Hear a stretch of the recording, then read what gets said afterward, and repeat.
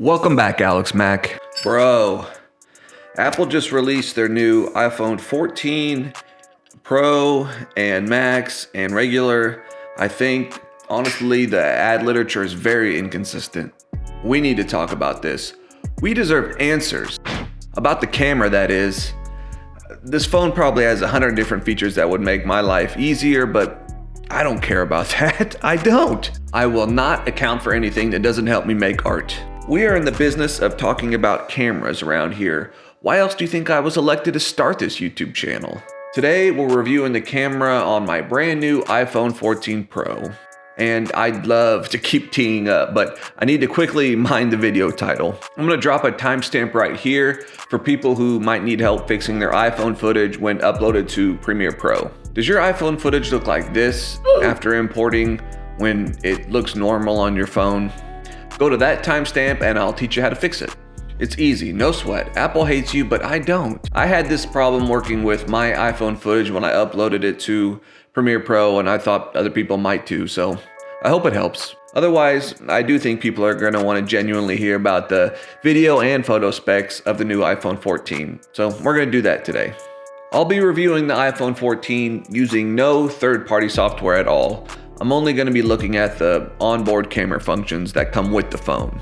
Also, I will not be comparing the iPhone 14's camera to any traditional camera because, I don't know, from what I can tell so far, this is a phone. Jesus, no more talking. Okay, let's review some test footage.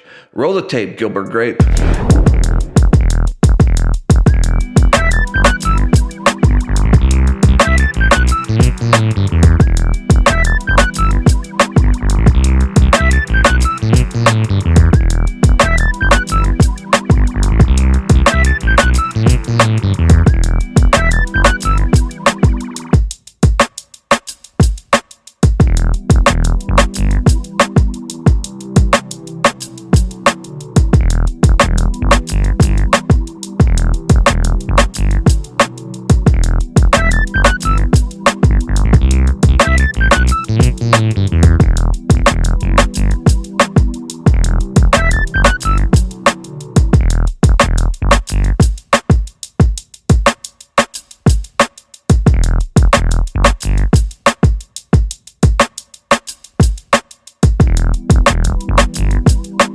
I hope you enjoyed that. That little test footage edit was shot with all of the iPhone's video features except for time lapse. Okay, now let's go and dive right into the iPhone 14's camera specs because there's a lot of ground to cover here. We'll start with lenses first. So just kick on back with your favorite stimulant and cozy chair of choice because I'm not kidding, this is a lot. Part 1, camera lenses. When I say lenses, I really mean focal lengths. This camera does have 3 visible lenses on it, but 4 different focal lengths that you get access to in regular video and photo mode.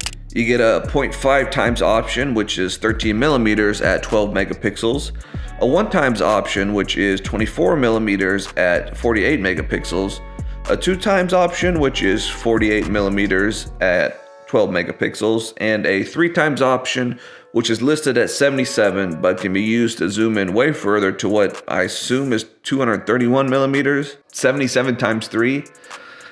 I think Apple makes up a lot of this shit as they go, and it's fine. I believe that the fully zoomed out image shoots at 12 megapixels too, but I wouldn't be surprised if it was less because it looks pretty bad. Here's a fully 3 times zoomed in photo of a turkey that I shot in regular photo mode from the safety of my car.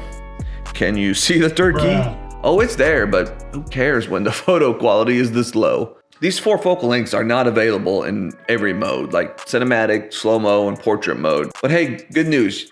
You get them for time lapses and panos, aka the 2 functions you'll probably use the least, or the 2 functions you might use when you go on vacation to somewhere scenic. As a photographer, I wish these lenses were just organized into actual focal lengths, not a made-up number system of 0.5 times to 3 times. But for the sake of simplicity, I get it. It's way more consumer friendly and Apple doesn't want you to feel too stupid to buy their products. It looks like I'll be shooting all my photos on the main camera at 24 millimeters with 48 megapixels. Part 2, video specs and Apple ProRes. In regular video mode, you get access to all 4 lenses, 0.5 times to 3 times zoom. You get 4K in 60, 30, and 24 frames per second. In HD, aka 1080p, you get 60 frames per second and 30 frames per second. If you dig deep enough into the menu like some kind of sicko, you'll find that you also get 720p at 30 frames per second. We will judge you for this. But hold the phone, Joan. We now have Apple ProRes for video, which is potentially cash money, but you only get 30 frames per second in 1080p. I guess that's better than nothing, but well, maybe it's not. In my opinion, in editing, the Apple ProRes footage doesn't look any better than the 4K. Plus, it kind of has an inconvenient application. Just to use the Apple ProRes feature, you have to manually select HD and 30 frames per second every time you open up the camera application to take a video. And when you close the application, those settings just reset to normal 4K. Also on my device, the Apple ProRes had a recording limit of 37 minutes. So cool, but no thank you.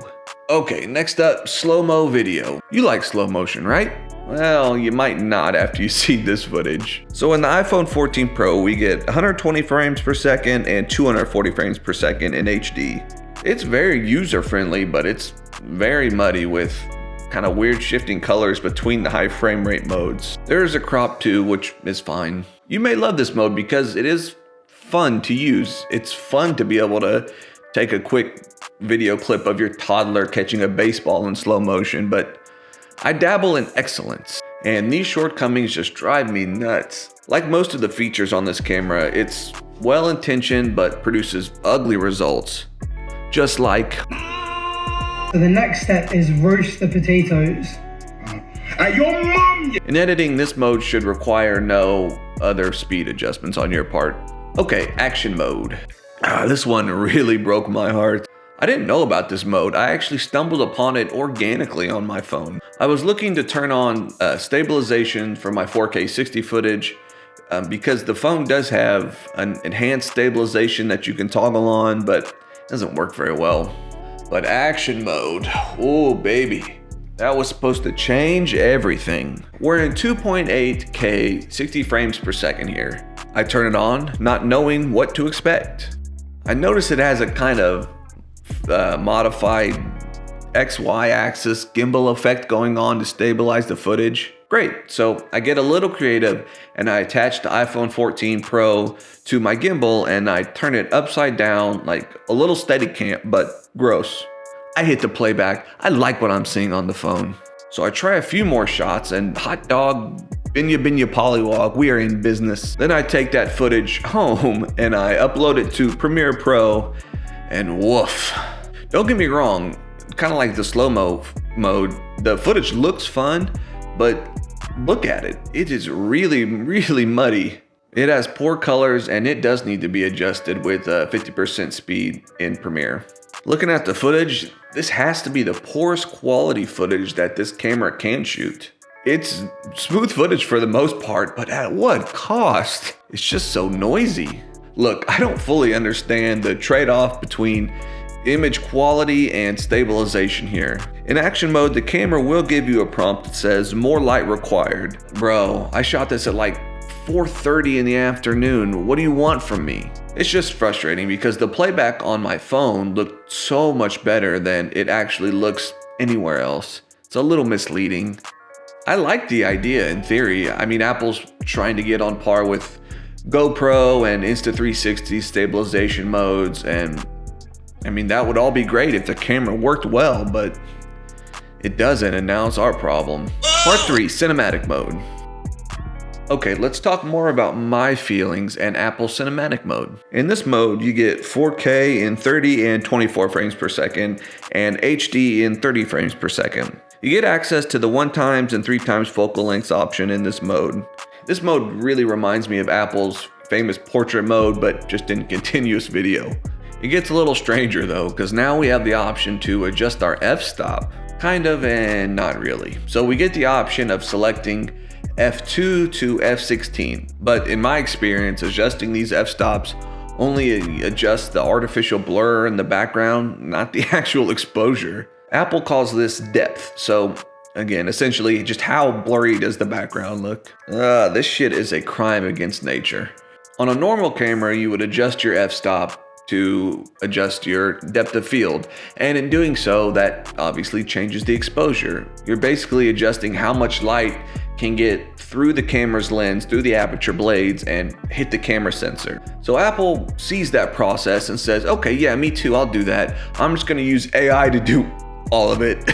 And it looks bad. It reminds me of taking a Zoom call and blurring my background to hide my poorly organized lifestyle. But to be honest, I could see kids absolutely loving this mode. It does technically break down a creative barrier to making content. I would use a prime lens to achieve something that looks similar to this, but now you can just, try and do the same kind of thing, but with your iPhone 14. And I'm certainly not here to shame people for loving the way cinematic mode looks on places like TikTok. But holy Gary, mother of Todd, there's more. Like f-stop, we can also adjust our exposure now manually in regular photo mode and video mode and cinematic mode. You can toggle between -2 to +2. I'm assuming these are stops of light. This would be helpful if you could select your exposure and then lock it in. But I mean, Apple's still going to use their AI technology to auto expose your image, so it's not going to matter that much. And after several days of shooting on my iPhone 14 Pro, for this video, I'm probably not going to ever use the exposure features. If you need help fixing your iPhone 14 Pro footage when you upload it to Premiere Pro, you've come to the right timestamp. So the problem is you upload your iPhone 14 Pro footage and it looks like this. When you look on your phone and it actually looks normal. This is October 4th of 2022 and I'll be showing you on my iMac desktop. Okay, so open up your Premiere Pro app. I'm currently running version 22.6.2. Go ahead and import your iPhone footage and drag it into your timeline, and whoa, that looks bad. But the fix is easy in this scenario. Just go back to your project file, right click, and then select Modify and Interpret Footage. Go down to the bottom to Color Management and click Color Space Override. Then click Rec 2020 Scene.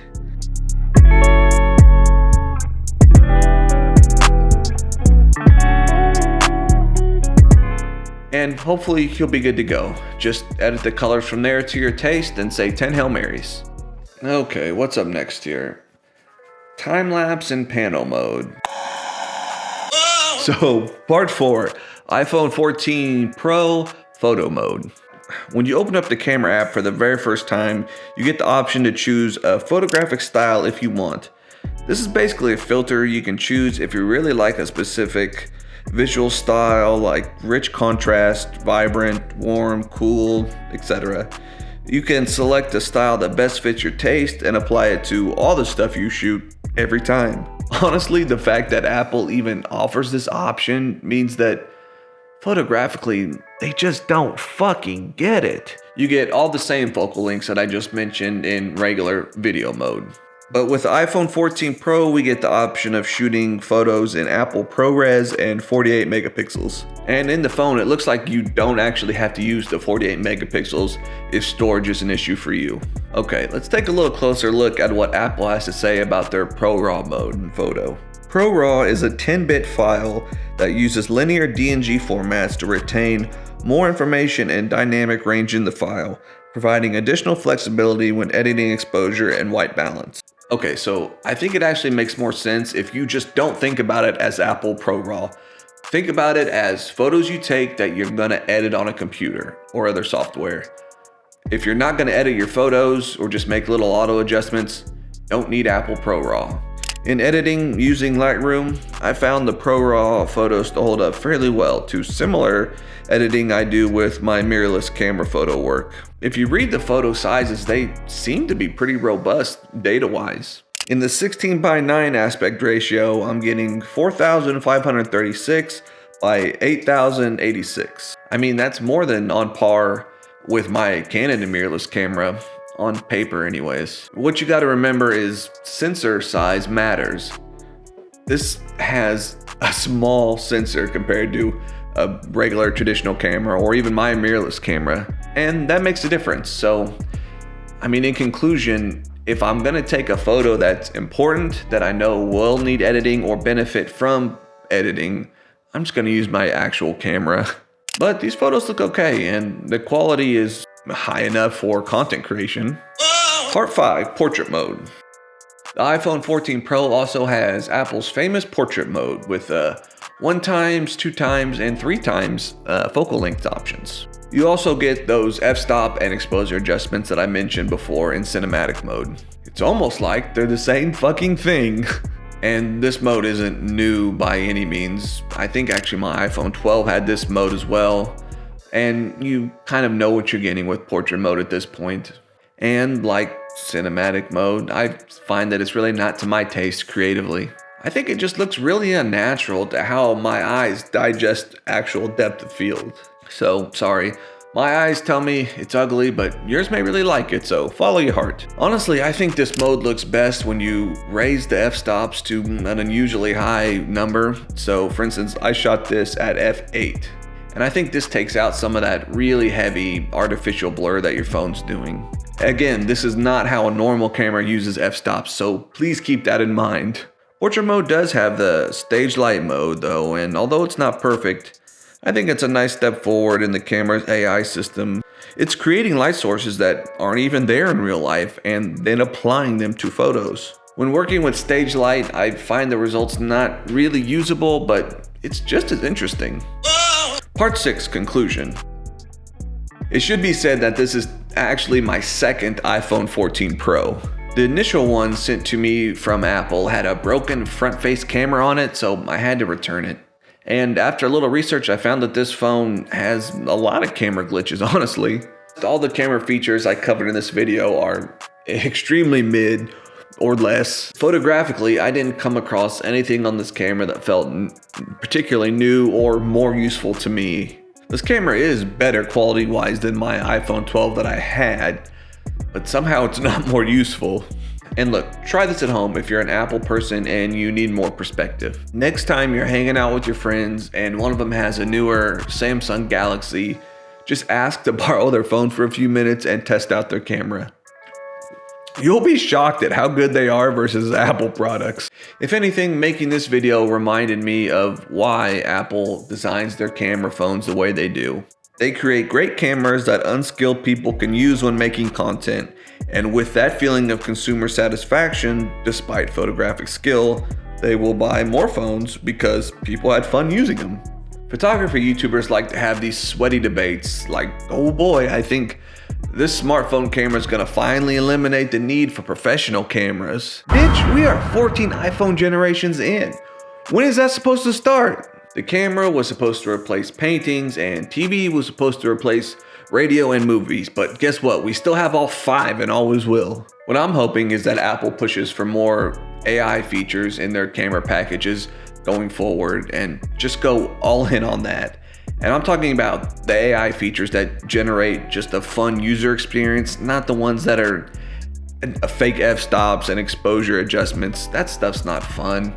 Just go crazy with it. These phones can already do almost anything.